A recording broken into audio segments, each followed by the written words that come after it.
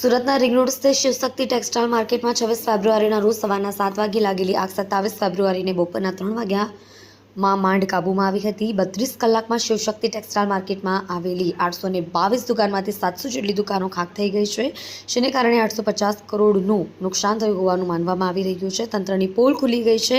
સુરત શહેરના એક પણ જવાબદાર અધિકારી પાસે આગ લાગવા પાછળના કારણ નથી।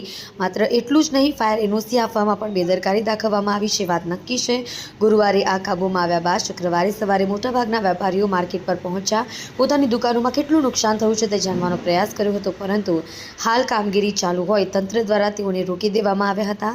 આગની આ ઘટનામાં એક વેપારીના રોકડા ₹20 કરોડ સળગીને ખાક થઈ ગયા છે। વેપારીએ મેયર પાસે આવી આજીજી કરી હતી કે સાહેબ કંઈ પણ કરો, મને અંદર જવા દો, મારી દુકાનમાં રોકડા ₹20 કરોડ છે, આ બધા રૂપિયા મારા નથી, અલગ અલગ પાર્ટીના છે, રૂપિયાને કંઈ થયું તો હું બરબાદ થઈ જઈશ। પરંતુ વેપારીની આખી દુકાન આગની ચપેટમાં હતી, એટલે મેયરે તે વેપારીને અંદર જવા દેવાની પરવાનગી આપી ન હતી।